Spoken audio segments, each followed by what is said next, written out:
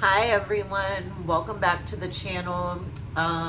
So I'm gonna try to get to the point, stay on point, not ramble too much, but I want to give you some background. I started to film a video for 4th of July and basically scrapped it to start over. So I have been working on topics and things like that for over a year now. I have a wide range of topics that I would like to talk about. I've got tons of rabbit trails to go down with you guys. And one of the things that I wanted to talk about as like kind of foundational is how much death and dying has changed over the centuries, right? So as I'm recording on July 4th, I realized that it's the 250th birthday of the Declaration of Independence of America. So let's talk about what death and dying looked like in the 1700s, the late 1700s in America in particular. So, the disclaimer is I am not an educator. I am not a archaeologist. So I've done my research, but I'm not going to go into tons of different details about things that I know nothing about. We'll touch on a couple of different things and I'll tell you the facts that I found out. I'll tell you some cool things that I found out, and let's learn about some of the differences of death and dying now in 2026 and what it would have been like in 1776. All right, so one of the first things that I want to talk about is we're going to go ahead and very upfront make it very, very clear that Native traditions, enslaved traditions, and white colonist traditions are all three separate things, right?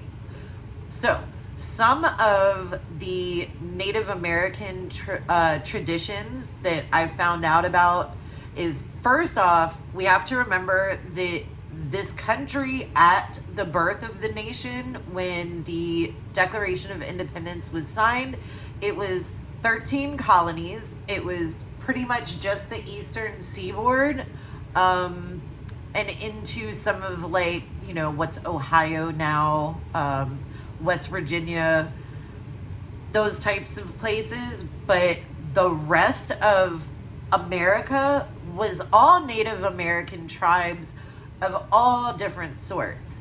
So when I say Native American traditions, we have to remember that the Native American tradition for one tribe on the West Coast might be completely different than what's modern day Texas versus what is modern day Michigan. So I'm talking very, very broadly. I have no Native American ancestry that I know of, so I have no personal experience or traditions that were passed down. So all of what I have found out has just been through my research. Okay, so same with enslaved people. My family's ancestry is white in southeast Georgia, actually all over Georgia, because my grandmother's family was from western Georgia. I have not confirmed completely through Ancestry because I kind of stopped doing some research for numerous reasons, and I do assume that there is most definitely some ownership of enslaved people that happen in my family's ancestry. we'll talk more as things go on. My parents graduated from segregated high schools in Southeast Georgia before the civil rights movement happened. And I never was made to feel like my parents thought it was weird that, you know, I dated black guys, or that they were disappointed in any way that their grandchildren were of mixed race. But I do not have any African American heritage in my family, my ancestry back. I have African American history in my children, but not in myself or previous family that I know of.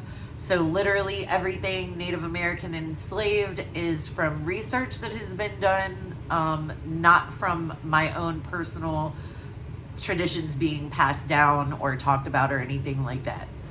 So, okay, disclaimer is over. So, some of the Native American traditions that I found out about that happened back then, and I'm sure a lot of them are still the traditions today, but I specifically was looking up in the late 1700s. A lot of the Plains tribes, it mentioned the Sioux tribe in particular. They rejected the idea of digging graves. Instead, they would build like these towers, and it was basically, the way that it was explained in the research that I did was that they believed that burying the body trapped the soul, but putting it up to like the sky to decompose and let nature take its course, it freed the soul to enter the sky. And, you know, if they believed in reincarnation, then that would start, if it was a tribe that, you know, believed that they would go back into the earth, then they would go back into the earth. But burying trapped the soul, so they would build open air towers for the body to be placed on. Also, it mentioned that in Navajo tradition, touching a corpse was a severe taboo. It mentioned specifically Navajo that if a person died in the home, the whole structure was burned so that the energy was not trapped, right? There's a lot of what I was finding out was that they did everything that they could to keep the spirit from being trapped in this realm, right? In this world. They wanted spirit to be free to move on to the next realm, the next phase of life. And again, that changed with the different tribes and what they believed the next part of the journey was for them, right? Okay, so there were traditions that some Native American tribes believed in burial, and they would bury very similar to, you know, what we think of burial as being, but it would be more green. I know there's been a lot of talk online recently about green burials and, you know, burying a body in cloth and things like that. So it would have been more like a green burial than what we would think of with a whole coffin and things like that. So that's a little bit of what the Native American traditions would entail. What I found out about enslaved people and traditions at that point in time was actually pretty interesting. I was not as much of research as I have done on African American traditions and, you know, how slavery worked and what slaves were and weren't allowed to do and learn. And I always assumed that from the beginning of slavery, that Christianity was pushed on enslaved people. One thing that I found out was that there was actually a slave baptism ban. In the 1770s, white enslavers actively fought against slave baptism. So we got to remember that the colonists were British citizens until they declared their independence, right? I think technically it might have been like until we won our independence, but again, I'm not a historian. I just know that we were British citizens that were in British colonies.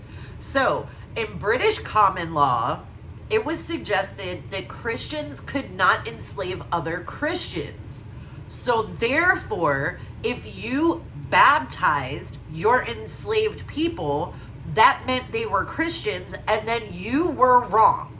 You were wrong for enslaving them because they were also Christians. So they were actually encouraged to keep their own tradition, not necessarily encouraged, but they kept their own traditions. They were not forced into Christianity at this point in America. That was more, it said more in the 1800s, like the mid 1800s, that the flip happened where Christianity was then forced onto enslaved populations. But that did not happen at the time of the American Revolution. That was not a thing. I totally didn't know that.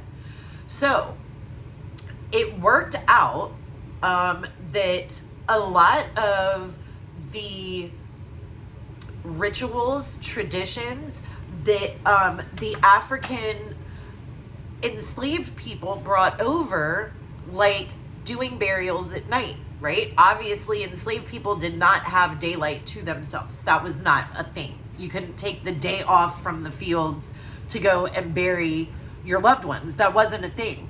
So it worked out that the tradition that was brought over was something they were able to do because, again, they could have their funerals by torchlight at night, and they, not that all slaves were allowed that freedom, but they could get away with it a little bit more, and it was something that was already a tradition for them that they were able to continue.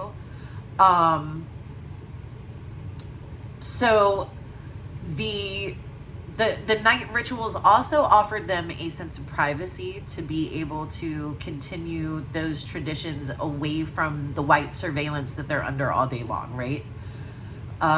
So there is archaeological proof, physical archaeological proof. In the 1990s, it says that there was an excavation of the New York African Burial Grounds, which is a 1700s cemetery in New York. It proved that slaves were buried facing east to west, which is along the same lines of like in it is in accordance with the Yoruba traditions, which is a West African, I believe. I believe that's West African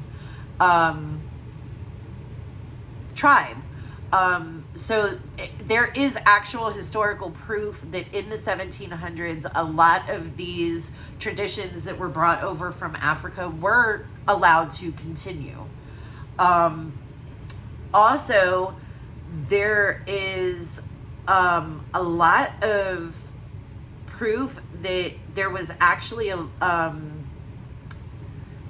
the enslaved people were either part of like the African spiritual traditions, but there was also a lot of Muslims. Islam was actually estimated to be somewhere between 10 and 30% of enslaved people in the 1770s. So there is also, Arabic writings that are found in some of these burial sites. So again, just more proof that some of those traditions were carried over. They were not being forced to bury their loved ones in a Christian, white person's ways yet. Again, we'll talk about what happened later in like the 1800s. We'll talk about that in the next episode. So, being that We know that some of the traditions of Native people and enslaved people were different than the white colonists. Let's go ahead and move into some of what white colonists really thought about death, okay? So now we have this panic and taboo around death, right? One of the things that we need to remember, death was in the home. Death was very visible. It was not a panic and an anxiety like it is now. And okay, so they didn't welcome death. Like, it wasn't, I'm sure there were people who were still suicidal. That's not what I mean. It wasn't like, death is all around us, so let's just welcome it. It wasn't like that. It was more that it was respected, and then it was faced as a community. The whole family took part in the death of a loved one in some way, even children. We'll talk about how children were involved. And that goes along with this fear that was not there. It was not a crazy, weird, bad thing for children to know about death. No child was saved from death, like, at all, right? That wasn't a thing. So, they would have this mindset of more, they wanted a good death, right? So it's not a welcoming of death, but it's not a fear of death. What they feared most was dying suddenly, right? Not being able to say goodbye and things like that. So what's really interesting as a contrast is I know a lot of people these days want to go in their sleep, right? They want a quick, fast death. They don't want to know it's coming. And that's kind of like the exact opposite of what people wanted back in this time period. It was more so they wanted a good, slow death to be able to have time to fix their sins, right? They wanted to say goodbye. They would do these things at memorial speeches. The dying person on their deathbed would have as many people from the family and community come into their bedrooms while they were dying, into their home, into their bedroom, and they would give these speeches, like the final goodbye, right? And it was that they wanted. They didn't want to die suddenly out of nowhere. They wanted to be able to say goodbye. They wanted to be able to apologize to people for wrongs that had happened, they wanted to ask God for forgiveness. So it was definitely just a whole different mindset altogether. And that is one thing that I think is really important for us to remember when we're talking about the differences. Is it's not just the fact that death happened in the home. There was no funeral homes. There were no undertakers were a thing, but it was more so, we'll get more into that in the next episode, but it was more so that you would have undertakers that would help with things, right? Like, and you had people in the community, cabinet makers and furniture makers would make coffins for people. It was a gift to a member of their community. It was a sign of respect and love for this member of their community. It wasn't that they had to, like, call the coroner immediately when someone dies. When someone died, the family took care of the body, right? One thing that we also need to remember is that funerals would not necessarily happen in churches, okay? A lot of America was Christian, yes. One of the things, though, that people need to remember is that just because a lot of Americans were Christian, that doesn't mean they were churchgoers, okay? So you had funerals that were happening at home instead of at a church and things like that. Let me explain the caveat to this. You had very different things happening in different parts of the country. So when you had big cities, Boston, Philadelphia, New York City, I want to say like Richmond, maybe it was Norfolk. You had big cities still, right? In those big cities, you would have people that would absolutely go all out on funerals. There were all types of really cool or weird, depending on how you want to look at it, things that people would do. First off, death masks were a thing. If you don't know what a death mask is, it is literally a mask that is made from the dead person's face.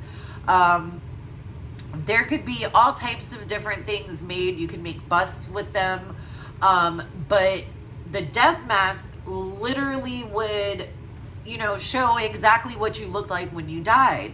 And death masks were a huge, huge thing. Death masks were a huge thing for hundreds of years before the 1700s. Thomas Jefferson actually had a really huge collection of death masks.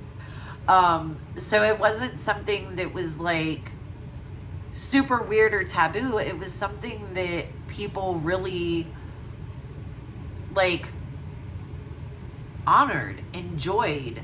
They weren't, I'm sure there were some people that were grossed out and weirded out by it, but it was a really common thing, right? So in dealing with churches, we have to remember that when we're dealing with the country part of America, when we're dealing with farmlands and in the Appalachian Mountains and things like that, there were not only about 17 to 20% of white colonists belonged to an official church congregation in the 1770s. Okay, it is not like everybody went to church. That 17 to 20% was mostly in cities where it was easy to get to a church. So this is where you have different parts of the country, like Appalachia in particular. We'll talk about Appalachia. So there is a lot of European folk magic that was brought over with the colonists during this time, and it was kind of blended with the Bible, right? Because you weren't going to church, you learned your Bible from, your grandmother, right? Which means not only did you learn the Bible, but you also learned the folk magic that grandma also brought over, right? So one, I guess, cool or weird thing, however you want to look at it, one thing was that there was a trend of, if someone was sick, you would tear out a Bible page, right, that specifically talked about healing or, coming back from a sickness or living through a sickness and things like that, right? You would ball it up like it was a medicine ball and you would swallow it. So it was literally a folk magic version of Christianity, where literally the word of God ingested would be a protection and help to heal, right?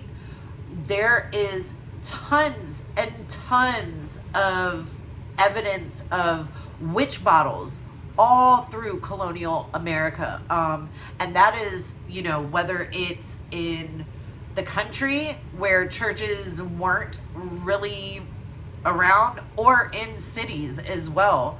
The 1770s, witch bottles were used for warding off evil spirits. They would, if you know anything about witchcraft, if you put things in a jar and seal them with intention, they can do tons of different things. They would use these witch bottles. They were jars that they would fill with all types of things, pins, hair. They would fill them with urine. They would fill them with herbs. They would fill with nails, tacks, things, anything that their belief system led them to add. They would use these. They would put them under fireplaces when they would build their home. So there was a lot of like folk magic and pagan traditions that were brought over from Europe. So at this point in time, funerals weren't only Christian funerals. There were all types of different traditions that were upheld at this point. In Appalachia, one of the specific things that I read about was the telling of the bees. So I don't know that this is specific to Appalachia, but it did specifically mention Appalachia. That the folklore is because bees are known to be messengers between realms, between the afterlife and this life, right? That if the head of the household died, someone would immediately go to the beehive on the property, wherever the bees were on the property. They would knock on the beehive and they would whisper the news to the bees. If you didn't tell the bees, they would feel insulted and they would either drop dead or they would stop making honey. So, why is this important? Why was it a thing?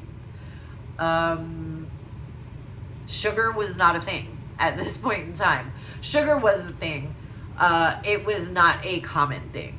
The common source of sweeteners in houses, especially in places like Appalachia where they could not, sugar was insanely expensive, but even if you could get it, you couldn't get it in those types of places, right? It was a super, super, super rare commodity in places like Appalachia.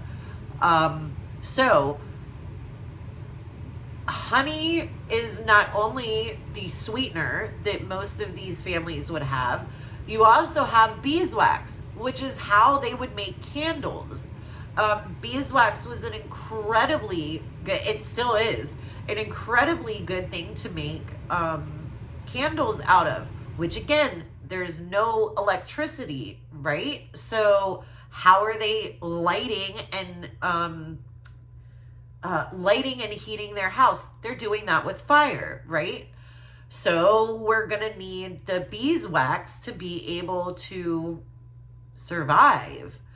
So telling the bees was not just, oh, we'll tell the bees because it's a fun little story. This was legitimately a superstition that if you did not follow the superstition, it could impact your whole family in tons of ways. It wasn't just like, oh, well, the bees died, so let's just go to the store and get honey now. That's not how that worked. So we have to remember that when we're talking about how these things would affect individual homes, there was no way to replace a beehive if the bees got mad and left or straight up died on your property because you didn't show them respect.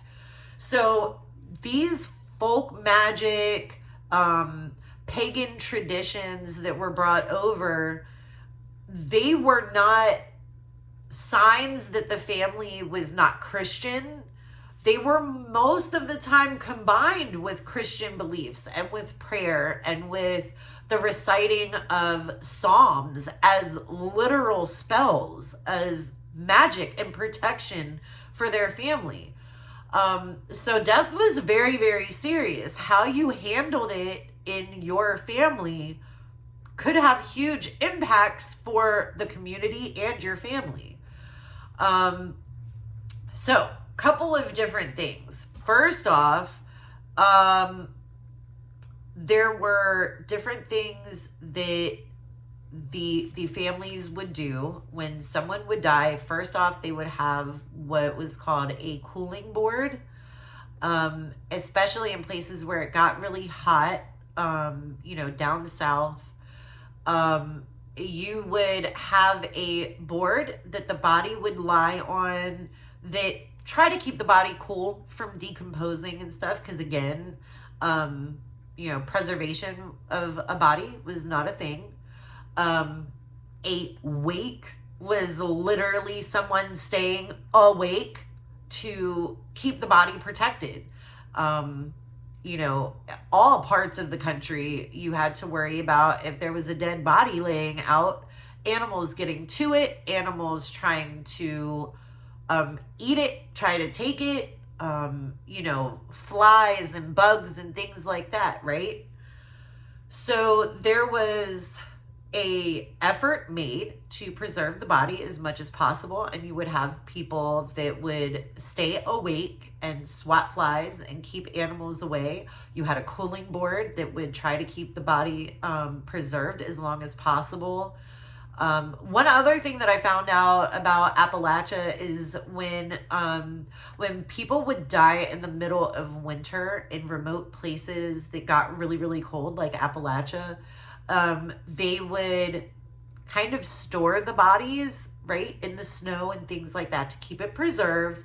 And then in the springtime, they would have like community funerals for all of the people that died over winter. Because if somebody died in the middle of winter in the Appalachian hollers, you're not going to be able to go and see your neighbor. Like, you're stuck in the house until wintertime is over for most of that time.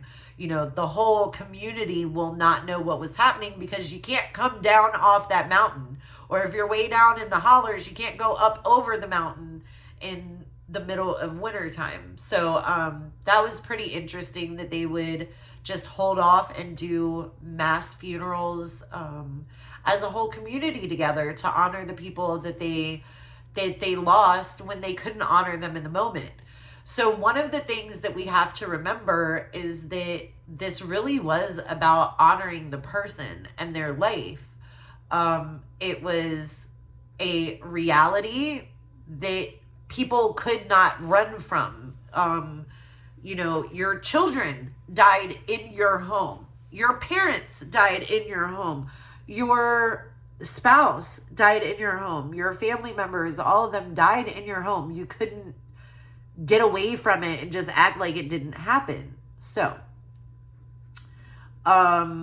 I guess I'll say like a trigger warning. I don't really want to do trigger warnings on this channel. I want everyone to understand that all loss is talked about without feeling like I have to watch what I'm saying. Child loss was a very, very, very real thing. In the 1770s, child mortality rates were as high as 50%. So, I mean, literally every family dealt with child loss.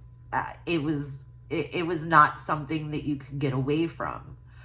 So, children and death 250 years ago.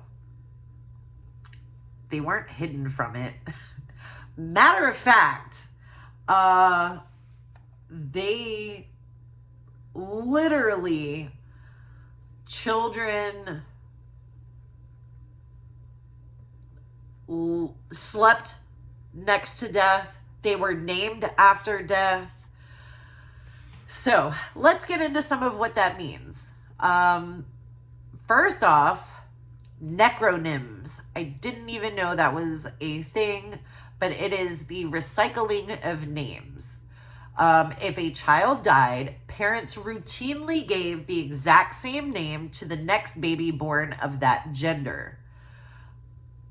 If you think that's weird, side note that I found out, if anybody's a Hamilton fan, my kids and I are huge Hamilton fans. Alexander Hamilton had a son, Philip Hamilton. In the musical Hamilton, they show the duel that he lost his life from.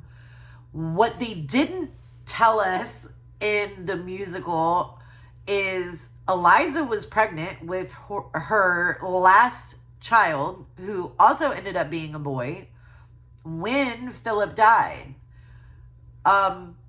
They named that baby Philip Hamilton. So when you're looking at Alexander Hamilton and Eliza Hamilton and their family and history, you'll see a Philip Hamilton, and then you'll see another Philip Hamilton, same name, different kid.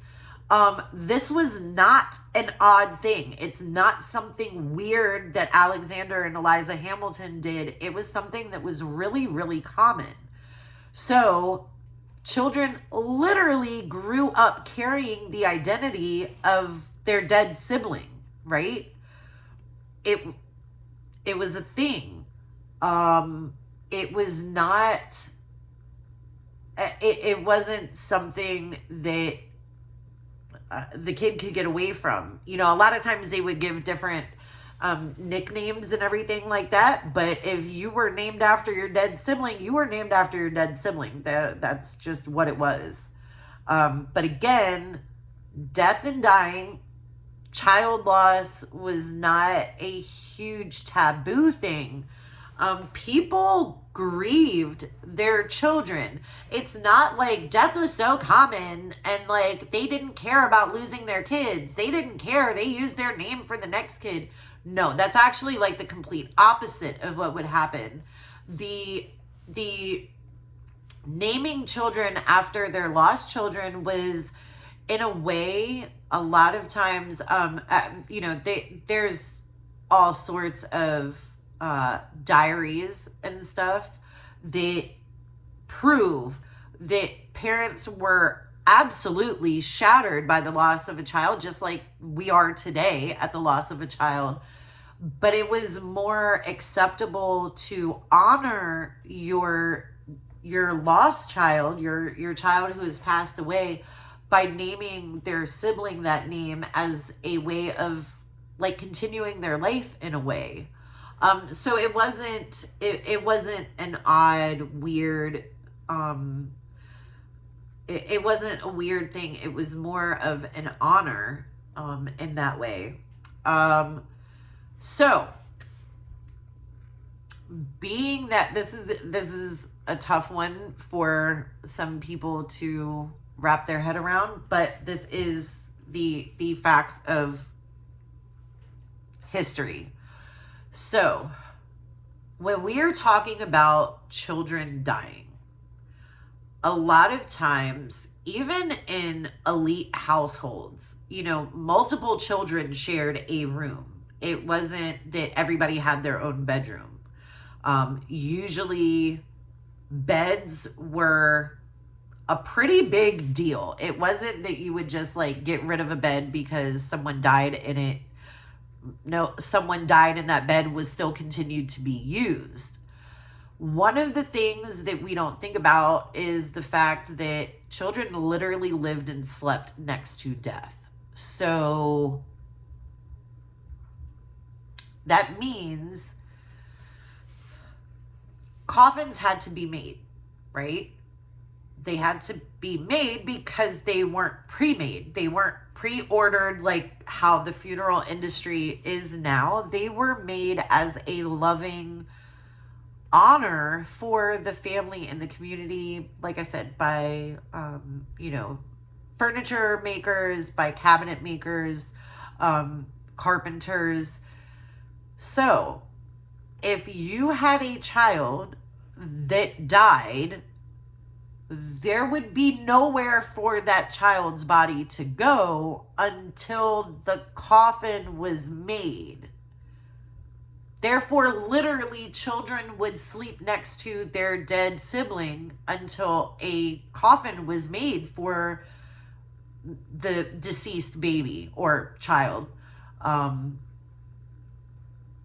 It was not something that children could be shielded from. It wasn't practical. There was nowhere else for the body to go. I do know that there are some different diary entries where if a child died, the parents would take the body into their bed and they would love on their deceased child until the coffin was made. But if everybody slept in the same bed, then everybody slept in the same bed. It just there wasn't anywhere else for the body to go. And again, some of that goes into what we'll talk about next time, where there is a change of it going out of the house, but it is in the house now. It is right there in front of children. Matter of fact, a lot of times children would be the ones that would be the adult women would be the ones who would wash and prepare the bodies usually, but the children would be the ones that would stay up and like swat the flies and keep animals away. It was one way that children were very much an integral part of death and dying in this time period. It just is a fact of life. And I think that there is definitely a lot of trauma that many children faced back then. But I think that we are doing a great disservice now by trying to shield and isolate children from death and grief. I think it can be very disastrous. So I really like to look at the difference of how things were back then and why. I think it's really important to see how far we've come and how things changed, for the good and for the bad. I think the main takeaway that we all should have here is the fact that in the 1770s, death was in the home. It was in the community. It was a family and community thing. It did not happen in hospitals. Hospitals were not a thing. It did not happen in funeral homes. Funeral homes were not a thing. If you were really, really elite, you would have church funerals. You would be buried in a churchyard and things like that. There were these things called mourning rings that were given out at funerals. George Washington, I read that George Washington's will actually set aside money for memorial rings to be made at his funeral and given out to everyone. So there was a certain status that, white colonists, especially the elite white colonists, the politicians, the money people, the business owners, there was definitely a status that was evolving around funerals, to show like how well are you honoring your dead type of a thing, which we will talk more about in the next episode. We're going to talk about how death became more of a show. We're going to talk about how death moved out of the house and into industry and why. And we're going to talk about how community was removed and how we ended up being so isolated and scared of death and all of those things. So I hope you guys enjoyed this little bit of dipping into history and seeing how things were so drastically different than how death is handled these days. Again, this is only just a little bit. I tried to touch on really broad topics to just give a little bit of understanding. If anybody has any cool facts or any stories or anything like that you would like to add, by all means put them in the comments. I'm happy to hear what anybody has to add. I'd love to find out more cool, gross, fun, weirdo facts about death. I am not going to be doing lives just yet over here on YouTube. We're going to get a couple of these videos out of the way and uploaded and start talking a little bit more about actual like grief and loss and things like that before I start doing lives. But thank you guys for coming. I appreciate every last one of you. I hope that it gives a little bit of background to how death and dying has changed over the centuries. I love you guys so much. Thanks again. See you next time.